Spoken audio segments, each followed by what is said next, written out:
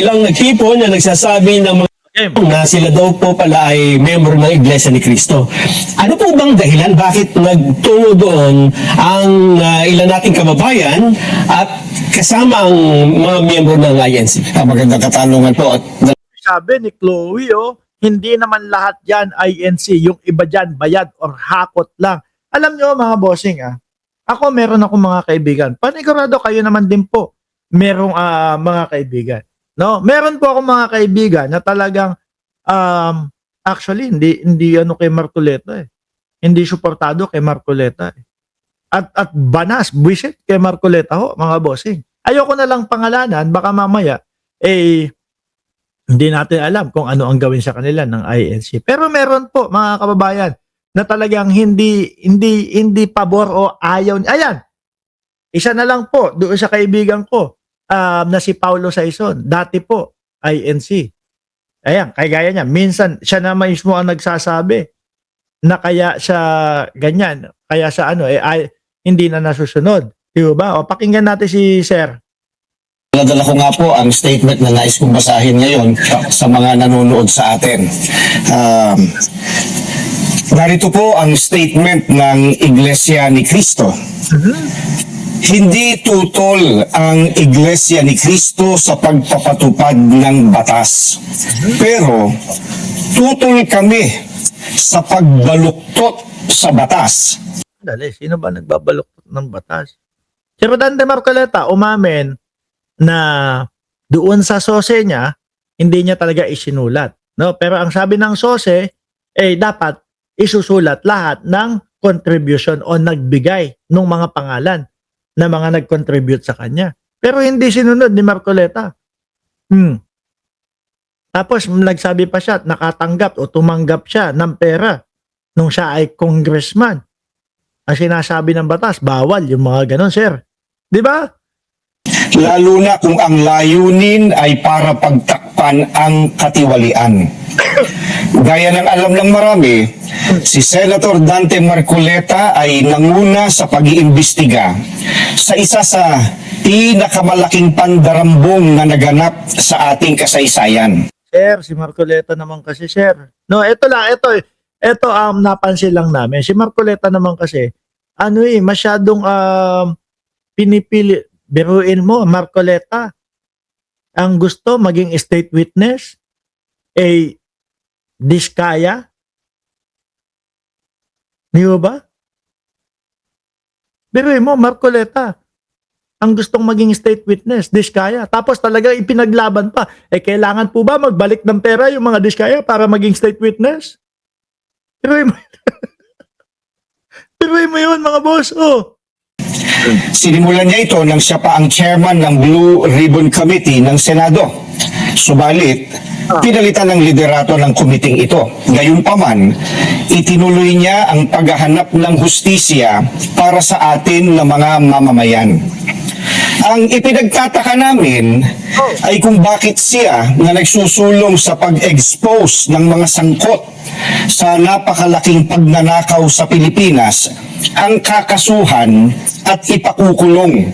Pero parang, hindi, tatanong ko lang po, hindi nila napanood yung mga sinabi ni Rodante Marcoleta. Sabi ni Ma'am Neng Gigi, ayoko na lang basahin, ma'am. Ipopost ko na lang po. Hindi nila napanood yung mga sinasabi po nila Marcoleta. Sabi ni Joseph Collado, kuha muna kayo ng permit bago mag-rally. Sa halip na ang mga na-expose. Ang ikinakaso kay Senator Marcoleta ay plunder. So, plunder nga po, no? At ang sabi nga po ni Assistant Ombudsman Miko Clavano, hindi lang ito tumutukoy doon sa paggamit, pagwaldas at pagnakaw sa pera ng bayan. Meron daw po itong mga ibang mga sangay. Na isang Nandiyan si Marlon Ramos. Marlon Ramos here. Shout out from Marikina City, mga kababayan. Naku po. Yan ang pinakagwapo diyan sa Marikina. Apo ho yan. Ni Epipanya. Gibara. Di ho ba? non-bailable crime. Sa makatwid, ipakukulong siya at hindi pwedeng magpiyansa hanggang hindi natatapos ang pagliliti sa kanya. Sa madaling salita, ay hindi na niya maitutuloy ang paglalantad. Ako, hindi naman ho yun. Ganun. Hindi naman ho ganun yun. Na itinutuloy pa din naman po. Kaya lang, ang hindi din gusto ng mamamayang Pilipino doon sa kung paano isinusulong ni Marcoleta yung kanyang agenda, ay biruin mo, yung Diskaya pa, ang gusto niyang maging state witness. Tapos, yung usapin na magsosoli ng pera para maramdaman na talagang sincero, no po, yung pakikipagtulungan ng Diskaya, ang pinakauna at pinaka talagang humaharang, si Rodante Marcoleta. Biruin mo ibabalik yung pera ng kaban ng bayan. Ayaw ni Marcoleta. Bakit po? Kailangan pa ibalik yung pera. O bakit ganito? Kailangan ibalik yung pera para maging state witness. Pera po yata ng bayan yun, sir. O pag-expose sa mga sangkot sa pandarambong na naganap. Pero, paanong naging plunder ang pagtanggap ng campaign donation o campaign contribution? Sabi nga, sir, naku, sandali, kailangan i-ano natin yata, i-sapul natin dito, mga kababayan.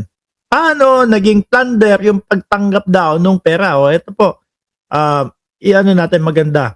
Ako nun Kong, tanggapin mo ang halagang to. Congressman ako na Kong, tanggapin mo ang halagang ito. Di ba? Sir, nasa na yun? Balik tayo. Hindi naman galing sa kabangyaman ng Pilipinas ang tinanggap niyang donation. Yan, nagagalit si Amancio Mengulyo. No, kalokohan niyang, sir, sinasabi mo. Si Pangulong Marcos ang unang nagpa-imbestiga. Correct. Mula sa mga sumuporta sa kanyang pagkandidato bilang senador. At mismo ang COMELEC ay naglabas na ng desisyon na walang krimen na naganap sa pagtanggap niya ng campaign donation. Ihinto na lang po ba tayo doon? Ano po, lalo na may naririnig tayo na mismo galing sa bunganga ni Marcoleta. Naku, si Jenny Ramos nandito na. Ang daming Ramos, ano po? Watching from Hong Kong. Hintayin mo ako, dadaan ako dyan sa Hong Kong, ha? Sinusuportahan ng Iglesia ni Cristo ang itinataguyod ni Senator Marcoleta dahil ito rin ang posisyon namin. Nananawagan kami para sa transparency, accountability, justice, and Sandali yung sabi ni Marlon Ramos, mga nagrarally nasa loob ng galeriya. Bakit? Inuulan? sandali nga. Naku, naatat naman. Sabi, talaga po, sir, kailan po ang daan? Naku. Kapag dumaan ako dyan, dadaan din ako sa bahay ninyo, ha? Tingnan natin. Yung mga nagrarally. Ayun. Andali, ha? Ayun. Basa ng ulan doon, ha? Basa ng ulan. Mga nagtatago. No permit showed. Naku, wala din palang permit sila. Doon sa rally na yon. Mamaya na. Tuloy muna natin to. peace. Kaya, nais naming iparinig sa mga kinauukulan na kahit ipakulong nila si Senator Marcoleta, Hindi na may papakulong yan na walang dahilan. At mismo mga Pilipino nakita na may sinasabi si Marcoleta. Di ba? ay hindi kami titigil sa paghingi ng katarungan para sa mga kababayan natin na ninakawan. Gusto naming ipaalam sa kanila na isang injustice ang selective justice at hindi kami mananahimik sa harap nitong napakalaking pagyurak sa katarungan na hinihingi ng ating mga kababayan. Yan po. Sabi ni Susan Suarez, hindi ko alam, hindi ko maintindihan bakit pinoprotektahan nila si Marcoleta. Huwag nanakaw yung matandang yan. Sabi ni Susan Suarez, siguro kasamahan nila bilang Iglesia ni Cristo. Di ba? statement ng Iglesia ni Cristo. Maraming salamat po, Ka Edwin. Maraming salamat po. Abangan pa po ang latest sa mga pangyayari ngayon sa ating bansa. Dito